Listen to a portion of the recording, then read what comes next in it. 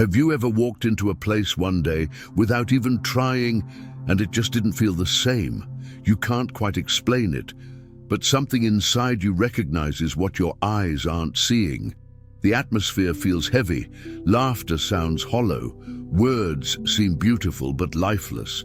It's not that you've become more sensitive, it's that something in your spirit has awakened.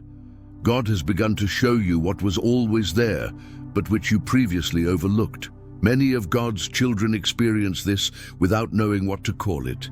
It's not imagination, it's not exaggeration, it's not paranoia. It's discernment.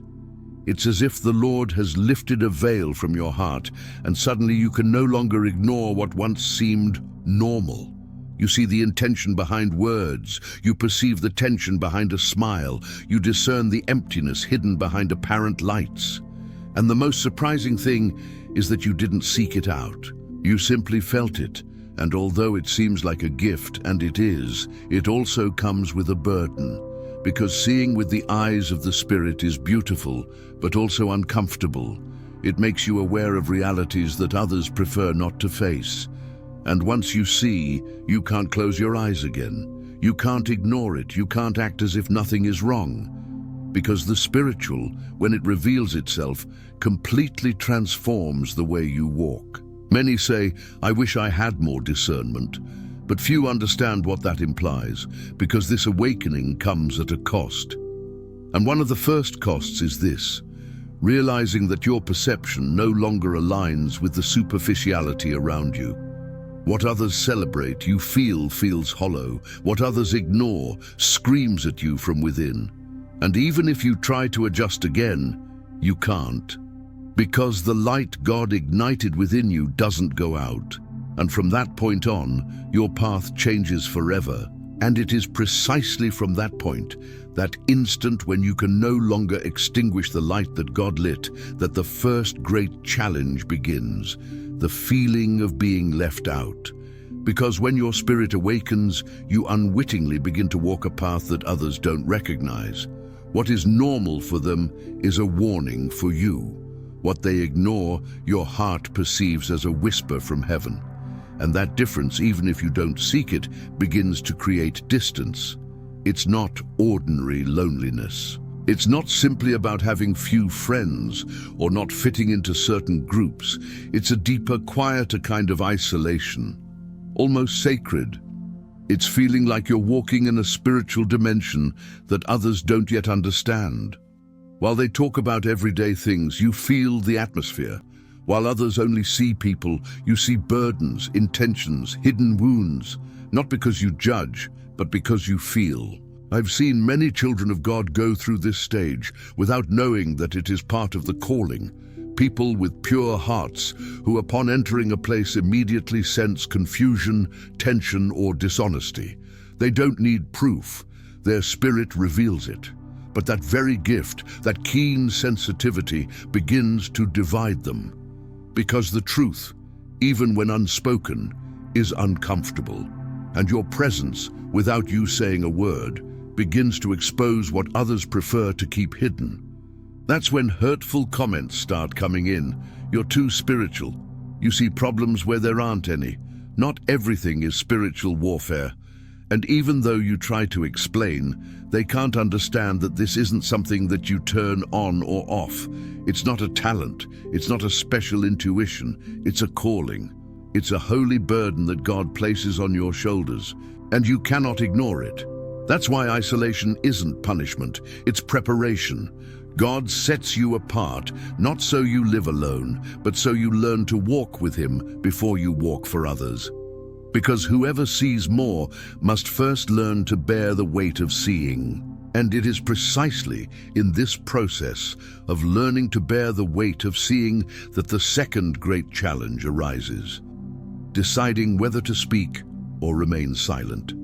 Because when God reveals to you what others do not perceive, He not only gives you vision, but also places you before an internal test that few are aware of.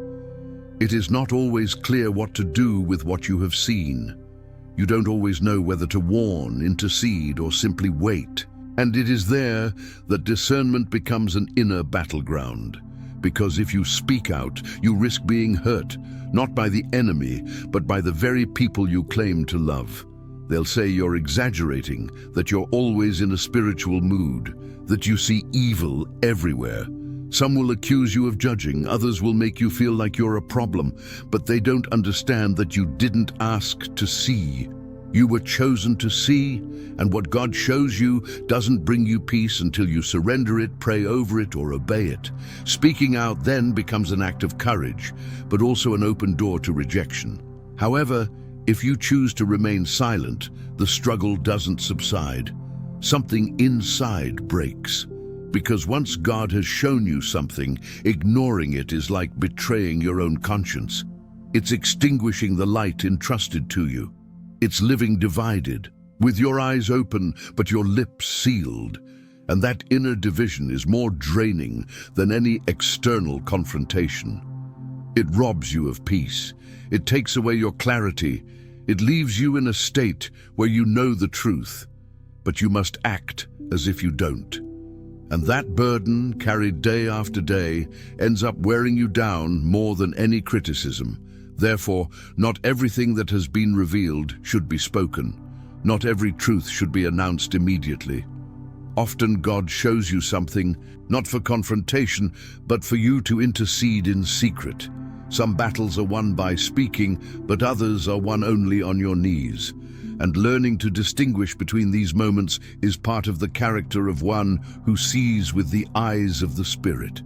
True discernment not only recognizes what is hidden, but also recognizes God's timing. Because vision without the right timing can become a wound, but in the hands of the Spirit, it becomes restoration. And it is precisely this ability to recognize God's timing, this balance between speaking and remaining silent, that prepares you to face the third challenge, rejection.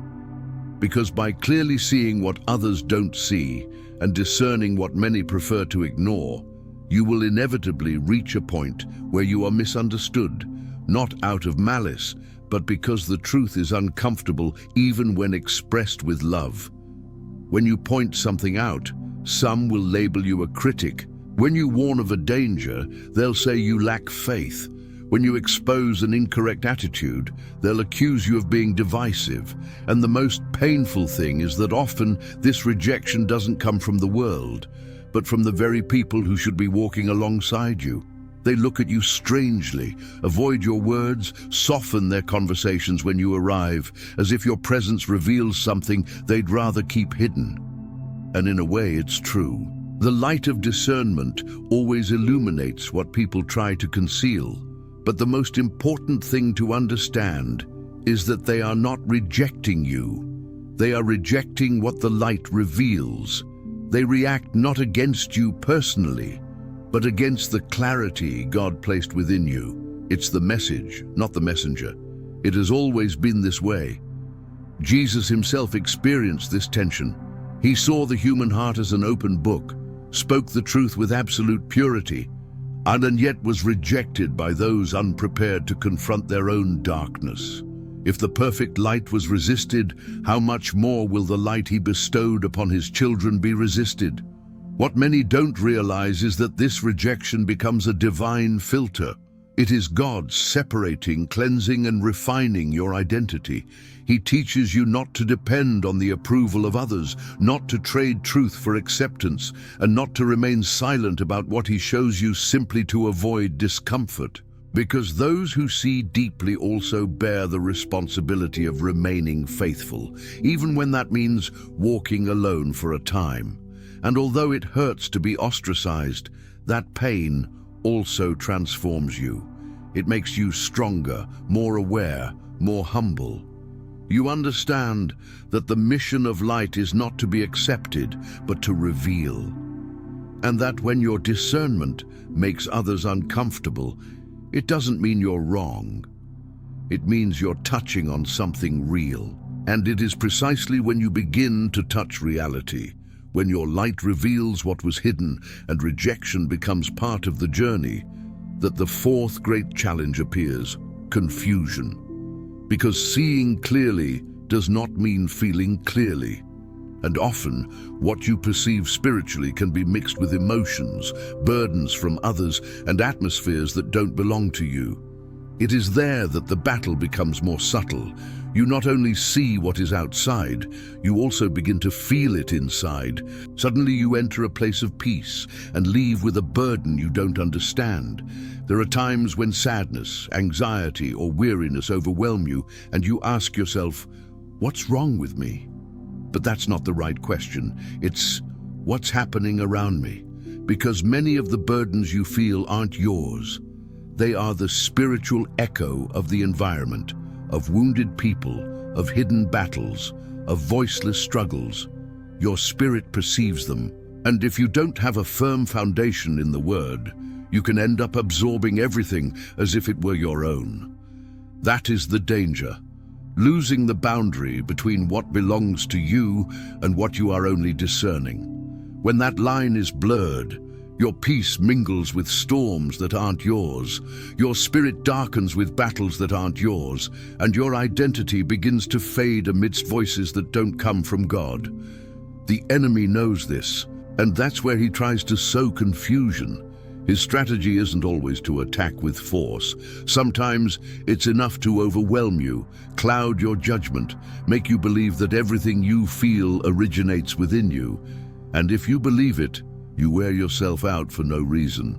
This is where Ephesians 6 comes into play, because spiritual armor isn't just for fighting, but for standing firm in who you are. The belt of truth sets your voice apart from others. The shield of faith stops burdens that shouldn't enter. The helmet of salvation protects your thoughts from confusions that don't belong to you.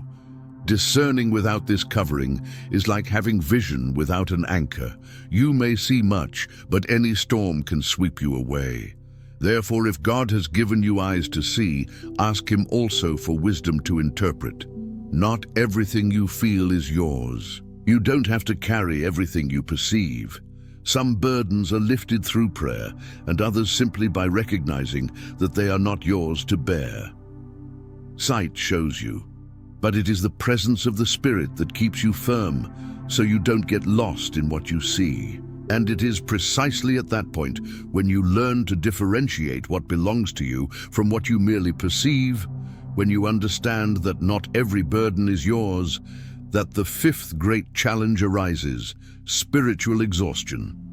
Because even if you manage to identify what is not yours to bear, that doesn't mean your soul stops feeling, seeing, discerning, interceding, warning. All of that is draining. Not because the gift is a burden, but because many children of God try to use their discernment as if they were soldiers who never rest. It all begins in a noble way. You want to pray for everyone. You want to cover every battle. You want to be attentive to every situation. You become vigilant, a guardian of all, a constant intercessor. But without realizing it, you stop resting in God and try to carry it all on your own. And when that happens, your discernment becomes a relentless struggle. Your spirit remains alert, but your soul begins to grow dim. Your prayer becomes heavy, your faith feels weary, your spiritual sensitivity transforms into emotional exhaustion. This stage arrives silently. No one notices. From the outside, you seem strong, resolute, fired up. But inside, you're drained. You do the right thing, but without strength. You say the right thing, but without joy. You pray, but feel something is missing. Not because God isn't with you, but because you've tried to fight battles only He could handle. Spiritual exhaustion doesn't appear because God has withdrawn, but because you're carrying more than He asked of you. Jesus knew this, which is why He said, "Come to me, all you who are weary and burdened, and I will give you rest." This rest is not leisure or a pause. It is an essential part of the spiritual life. Resting in Christ does not mean abandoning your calling, but rather preventing your calling from consuming you. It is allowing Him to take the weight before your soul collapses, because even the most spiritual eyes cloud over when they are weary. Even the most sensitive heart hardens when it carries too much. And even the strongest warrior begins to tremble when he doesn't learn to rest on the Father. You weren't designed to carry it all. You were designed to depend. And when you understand that, discernment ceases to be a constant storm and becomes what it always was, a gift to serve, not a burden that destroys you. And it is precisely when you learn to rest in God, when you begin to surrender your burdens before they consume you, that one of the most subtle dangers arises: spiritual pride. Because after seeing so much, feeling so much, discerning atmospheres that others don't even perceive, the heart risks rising without you realizing it. It's not obvious pride, it's not open arrogance, it's something quieter, more deceptive. A small thought that says, "Why don't they see? Why are they still so blind?" That is the sixth great challenge, remembering that seeing doesn't make you superior, it makes you responsible. But the enemy knows that if he couldn't destroy you with rejection, exhaust you with other people's burdens, or confuse you with mixed emotions, he will then try to inflate your heart to weaken you from within. And the trap begins like this. You start measuring others according to what you perceive. You forget that it was God who opened your eyes, not your maturity, that he showed you, not because you are stronger, but because his purpose required you to see what others cannot yet bear. And if you're not careful, that small thought turns into judgment. You begin to look harshly instead of with compassion. You become someone who observes but doesn't restore, who detects faults but doesn't extend grace. That's when the gift is tainted. Because discernment without humility becomes criticism disguised as spirituality, and what began as light turns into shadow. But look at Jesus. He saw more than anyone, discerned every heart, knew thoughts before they were spoken. Yet his vision never led him to pride, but to compassion. When he saw sin, he offered forgiveness. When he discerned wounds, he offered healing. When he perceived hidden intentions, he extended mercy. That is the difference between a proud heart and a heart molded by God. The proud one separates, the humble one restores. Therefore, if God has given you such a profound gift, ask him also for brokenness. For only a humble heart can sustain a divine gaze without being corrupted. Only a surrendered spirit can see so much without feeling superior. Remembering that what you perceive is grace and not merit will keep you steadfast so that your discernment remains light, not judgment. For when vision is mingled with humility, then it truly reflects the heart of the Father. And that's why Paul insists so much that we should no longer walk as the other Gentiles do, not because we are better, but because we have been awakened, because we now know that there is a real, active spiritual world that influences our decisions, our thoughts, and our identity. This is the central idea that connects with what Paul will develop later. If you don't know your identity, you will live reacting. If you know it, you will live governing from within. And this is where Ephesians takes a profound turn. Paul begins to show that our transformation doesn't happen through external pressure, but through internal renewal. He describes this process as putting off the old self and putting on the new self.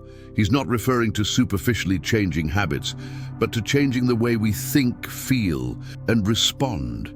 And it's precisely there in that metamorphosis that many believers get stuck because they think that following Christ is just trying to behave well, when in reality, it's about letting the life of Christ shape a new character within us. Paul knows that daily life pulls us toward frustration, anger, doubt, or apathy. That's why in this section of the letter, he begins to talk about seemingly small things, how we speak, how we relate to others, how we forgive, how we manage anger. These are not minor details. They are internal battlegrounds, where it is decided whether we truly live as children of light or continue reacting from past wounds.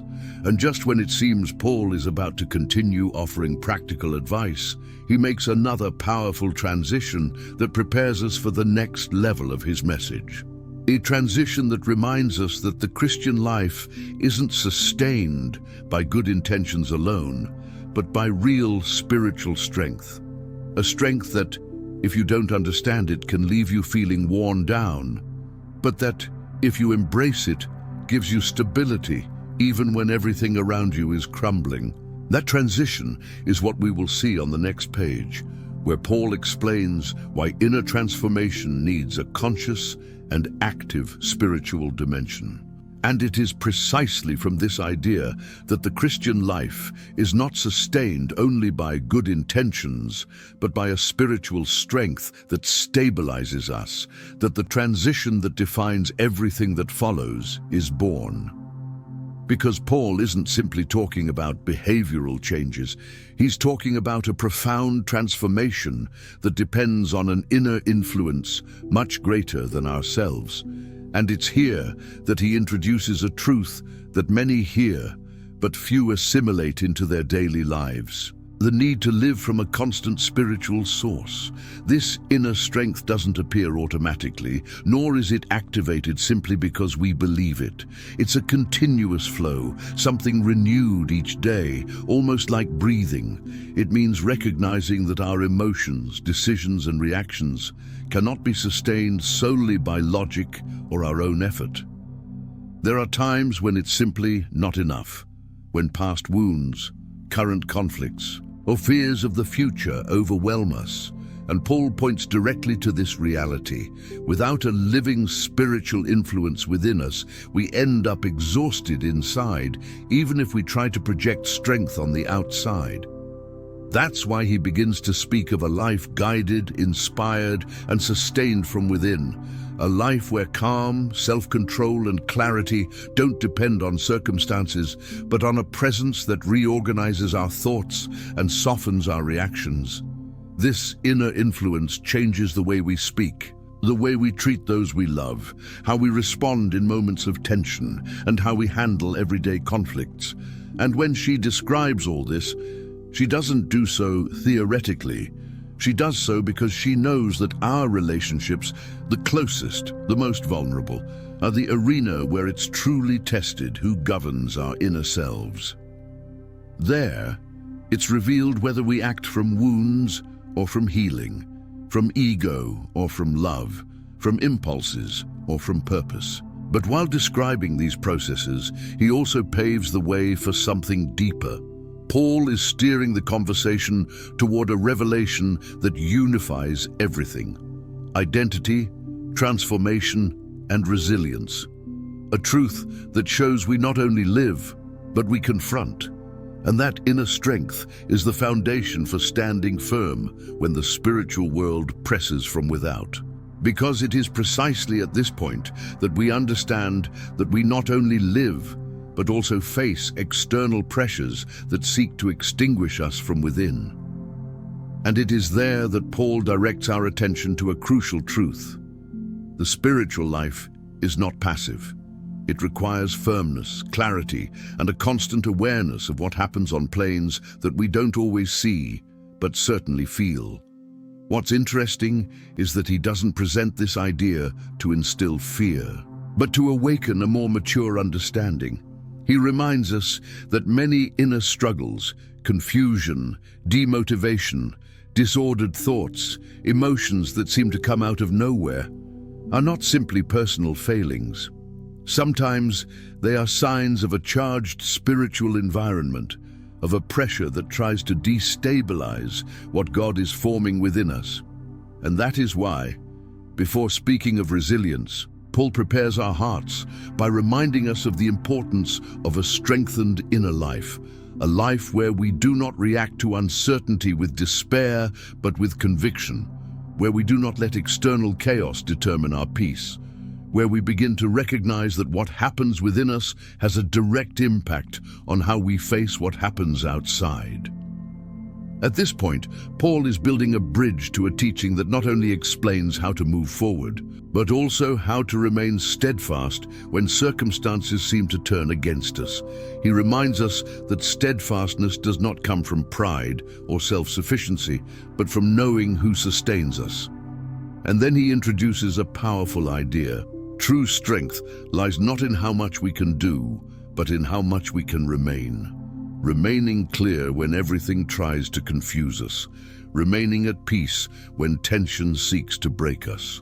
Remaining focused on purpose when life pushes us toward distraction or resignation. This permanence is not rigid, it is a profound stability, a kind of anchor that keeps us centered even when emotions try to pull us away. It is an inner posture that is built day by day, in silence, in prayer, in small decisions. And all this sets the stage for what comes in the next part, where Paul finally reveals how we can face not only the visible pressures, but also those that operate invisibly. And it is precisely at this point that Paul opens the door to one of the message's most profound revelations, the understanding that true battles are not always seen, but always felt. He knows that there are times when we don't understand why we are so emotionally exhausted, why our minds are filled with uninvited thoughts, or why our inner burden seems inexplicable. And that is where he affirms that not everything that weighs us down comes from the visible world. Often it comes from spiritual pressures that seek to erode the identity and purpose that God has placed within us. But what is most powerful is that Paul does not leave us in a vulnerable position. He reveals that we are not unarmed. We are not helpless spectators in the face of a reality that overwhelms us. Rather, we are called to stand firm, based on a clear understanding of who sustains us and what spiritual resources are available to us. This firmness is not about hardening our hearts, but about knowing where we stand. Knowing that we do not walk alone, that there is a force at work within us that strengthens us even when the situation seems to be against us. At this point, Pablo begins to describe how this strength translates into practice, not just as an internal feeling, but as a conscious stance, a way of positioning ourselves in the face of adversity. He speaks of holistic preparation, of inner care that protects the mind, emotions, and spirituality. It is a reminder that life is not just about moving forward, but about knowing how to defend what has already been won in the heart. And this is where he introduces a powerful image, the need to protect ourselves, to equip ourselves, to adopt an active stance against that which seeks to destabilize us. Paul explains that every area of the human being can be influenced, and therefore every area also needs protection. It's not spiritual paranoia, it's spiritual clarity. It's understanding that just as we protect our bodies from the weather or danger, we must also protect our souls from that which tries to penetrate them through fear, doubt, or exhaustion. All of this leads us directly to the final lesson that powerfully concludes the message. This lesson explains not only how to resist, but how to remain standing even when the pressure intensifies. And on the next page, we'll see how this preparation is structured and why each element has a unique purpose in our inner life. And it is precisely at this point that the teaching reaches its clearest moment, when Paul begins to describe that inner preparation that not only protects us but also allows us to move forward without losing our balance. He is not speaking of a ritual or an external practice, but of a posture of the soul that is consciously cultivated. A posture that reminds us that every thought, every decision, and every emotion can become a space where a silent battle is waged. And that is why we need elements that strengthen our minds, affirm our hearts, and keep our gaze focused on what is essential. Paul shows that this preparation is not optional, because life itself pushes us into moments of confusion, weariness, or pressure. It is in these moments that we discover that true defense lies not in fleeing or fighting impulsively, but in standing firm from an inner conviction. A conviction nourished by truth, justice, trust, purpose, and an awakened spiritual sensitivity. All these elements function as a complete system that sustains the believer in both the visible and the invisible. What is most striking is that Paul doesn't present this strengthening as a burden, but as an invitation to live awake, attentive, aware that the spiritual life is not an accident or an embellishment, but a constant reality that influences how we think, how we love, and how we endure. He teaches that we are not called to live in fear, but with discernment, not with anxiety, but with clarity, not from reaction, but from identity.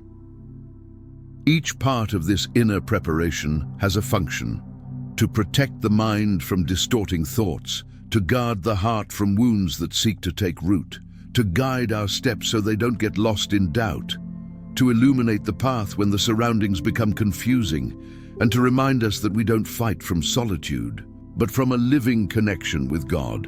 It is a reminder that strength is not a heroic act, but a spiritual habit. And so, with this complete picture, the message leads us to a final and undeniable truth. It's not just about resisting, but about persevering. It's not just about fighting, but about keeping our souls firm in what has already been won within us. Because in the end, the spiritual life isn't measured by how many conflicts we face, but by how much peace we maintain in the midst of them. And that peace is the sign that we don't walk alone, but are guided, strengthened, and sustained from within.